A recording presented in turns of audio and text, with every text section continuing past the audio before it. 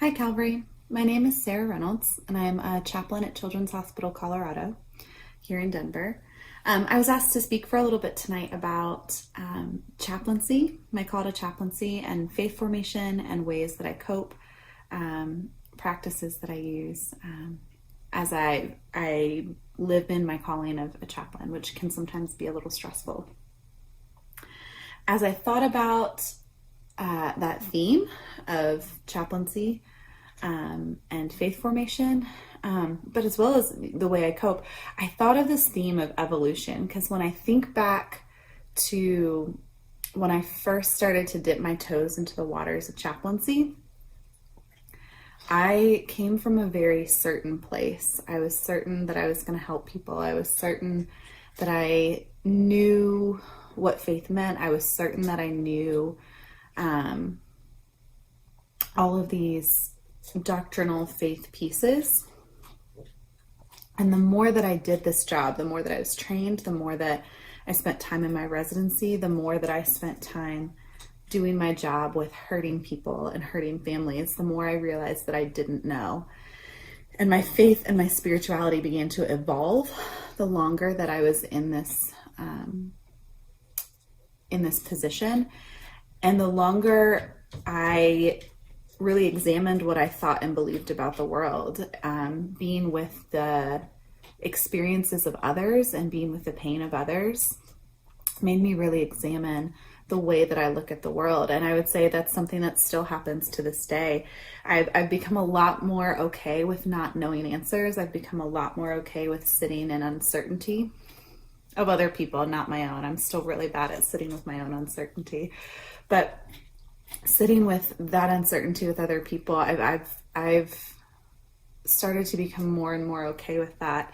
And even now, where I would say, yeah, it's okay to not know things. It's okay to have hard feelings. All of these things are okay. Or, I'm not really sure what a good theological answer to that is.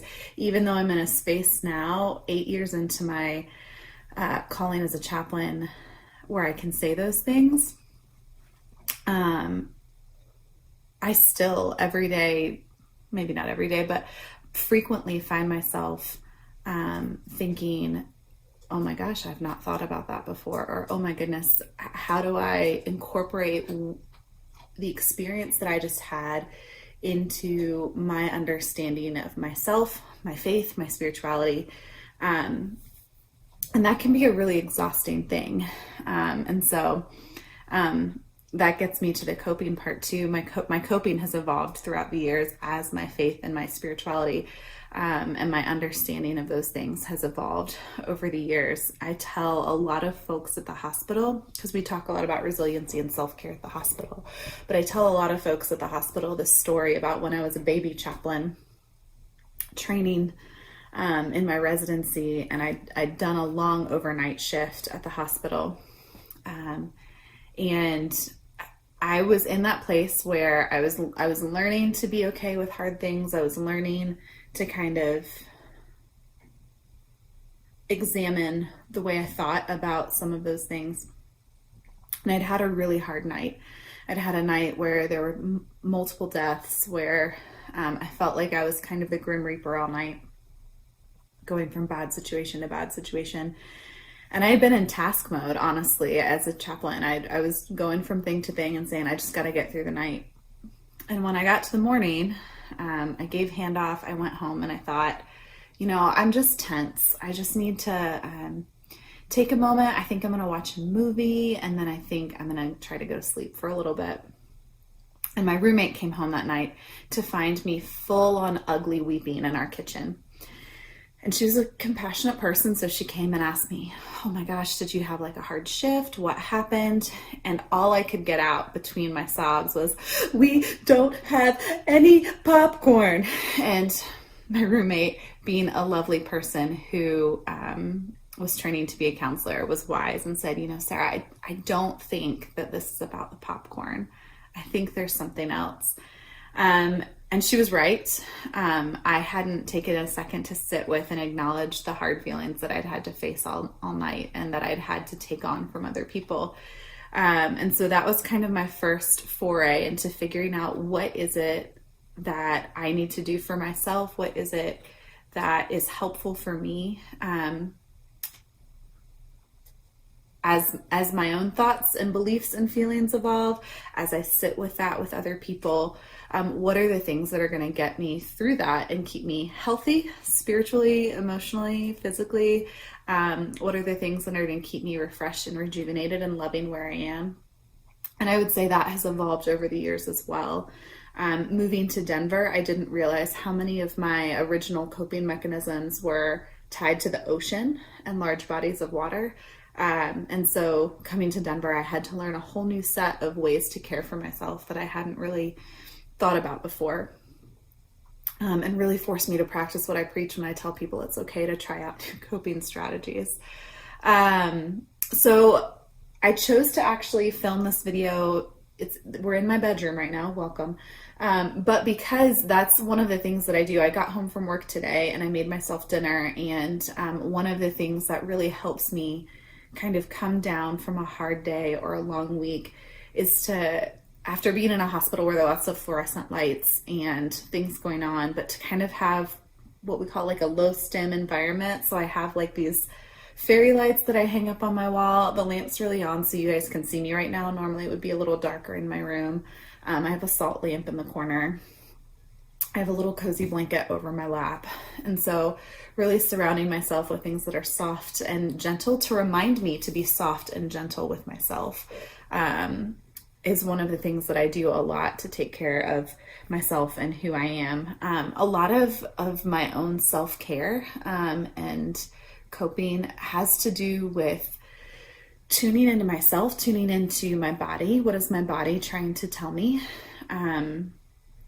We hold feelings and experiences in our bodies in really interesting ways. And so I know if I'm feeling like a knot in my gut, right? I'm feeling really anxious about something and I need to discern what that is. Is that my anxiety about something that I have to get done today?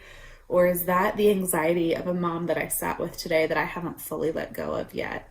And so I try when I get home, when I'm being good and intentional, to really listen to my body and to say, okay, I'm feeling off. Is this me? Is this something that I can address? Or is this somebody else's that I need to take a deep breath of and let go of? Because if it's not mine to carry, I shouldn't still be holding on to it. I mentioned a little bit earlier that I'm still not the best with sitting with my own uncertainty and hard feelings. I've been trained and I've got a lot of practice at sitting with other folks' hard things, but sitting with my own feels the hardest of all for some reason. And so giving myself permission to have hard days has been really crucial for my own learning and coping and growth. And sometimes that involves going to therapy and having a therapist tell me this is hard, right? Sometimes that involves going to spiritual direction and having a spiritual director sit across from me and say, it sounds like you're really struggling between these things. What is that about? And sometimes that means calling some of my friends who are going to give me tough love and say, Sarah, sounds like you have this feeling and you are running from it. Let's stay there for a second. And sometimes, in caring for other people, you don't give yourself time to take a moment to cry, to grieve things that are happening around you. And so I actually have, ironically and weirdly enough, I have like TV shows that I know will make me cry. And if I feel the feelings kind of like right here in my throat that I haven't let myself do, and so now they're kind of stuck there, I will turn on one of those TV shows and cry, and it kind of opens the floodgates for whatever other feeling is under there that I haven't let out all day. If anybody is super into The Good Place, the series finale of The Good Place does that for me. I also try to be intentional to honor and grieve relationships that I've had for a long time with patients, whether they're leaving for other treatment centers or whether they die. I try to be really intentional on how I do that. So one of my long-term patients, when I lived in Texas, I got notice that she had died, and one of the things that we had used to talk, she knew she was going to die, but one of the ways that we had talked about her death and the legacy she wanted to leave was to read through Harry Potter together. And it was really beautiful. She used that story as kind of an analogy for some of the things she'd wanted in her own life. And so that night I took a moment to go read Harry Potter at the chapter we'd stopped at. So it was something that was very specific to her that let me kind of grieve her and our relationship and the ending of what that was. And I've talked a lot about the hard feelings, but I think something that helps me stay in my job and love my job is finding moments for laughter and joy, and really trying to look for those each day. Because working in a pediatric facility, there's so many moments to celebrate, whether it's celebrating someone getting a new heart, whether we've started a tradition on one of my units of having a discharge parade when someone who's been there for a little while finally gets to go home. We get a bunch of like little kid toy instruments and drums and signs and line the hallways and cheer as their family leaves to really celebrate this milestone that they've hit, where they've done a lot of hard work and we have played together, and now it's time to go home and play and do the work at home. And so I really try to look for those things, and they can be really small things too sometimes. It can be playing hide and seek with a kid from the doorway, or even today I made a feelings chart for a mom out of the 7 dwarves from Snow White. And so finding little things that just spark a little bit of joy and bring a smile, I try to find at least one moment for that each day. And sometimes it's not with patients, because sometimes it's a hard day with patients. And so I'll find a coworker that I know I can laugh with, and we'll watch 2 TikToks together and giggle and then go back to work. And so I try really hard to find at least one joy-filled moment in the day. And even if I can't aim all the way for joy-filled, one moment where I know that there is something sacred and deep in an interaction. And I look for those and I hold on to those. And when we think about traditional self-care, I do a lot of the traditional, like, how do I help myself disconnect from being at the hospital? So I love to read. I've actually got here in my cozy space next to me, I've got Becoming by Michelle Obama that I'm reading right now.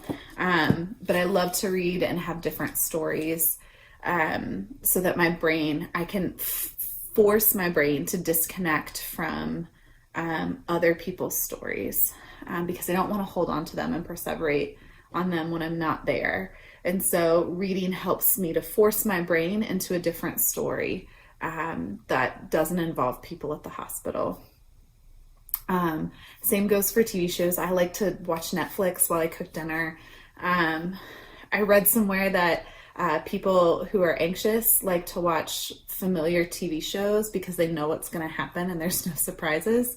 And I found myself doing that a lot, especially during COVID. When I would have higher anxiety weeks or something, there would be a lot of repeat television shows because I was like, I can quote this. I know what's going to happen. I love to travel and plan trips. Even if I know I don't have the PTO to go on a trip, planning a trip can sometimes just put me in a better frame of mind.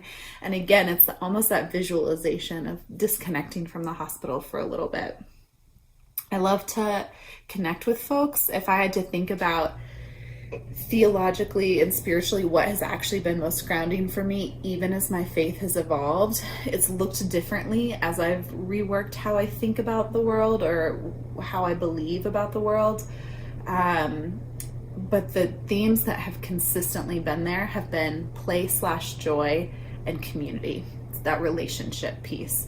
And so keeping both of those alive has been essential to me as I cope. So again, finding those moments of joy throughout the workday, but then also finding moments to laugh and connect with people outside of work. So making sure that I'm having dinner with friends. Sometimes I'll call a friend from divinity school on the way home from work just to say, hey, tell me about your day. I don't want to talk about mine. Like, tell me about your day. So I can, again, create that separation a little bit from work. I've also started writing out stories that feel really important. If it feels like there are stories that I haven't been able to let go of, I've started writing them down as a way of like catharting and letting them out. So I feel like I just kind of word vomited a lot of things at you guys tonight. But I think for me, it's because there have been so many things that I have tried out and kind of evolved through as my calling has evolved, as ways of taking care of myself. And I think a lot of what I do really depends on what I need. I try to listen to what my body and my soul are telling me that they need right now. Do I need to get a massage because my body just can't untense at the moment? Do I need to go to bed early because it was exhausting to sit in one place with some heavy things today? Do I need to go have a dance party in my living room because I was very still and in meetings and I need to move my body? Do I need to create some of that joy because it was hard to find today?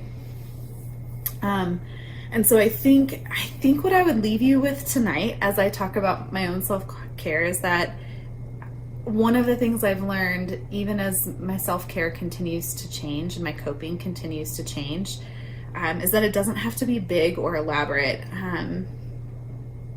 I think a lot of the evolution of my coping and of my faith have been really small, intentional changes that are made in the interest of caring for myself the same way I'd care for a friend.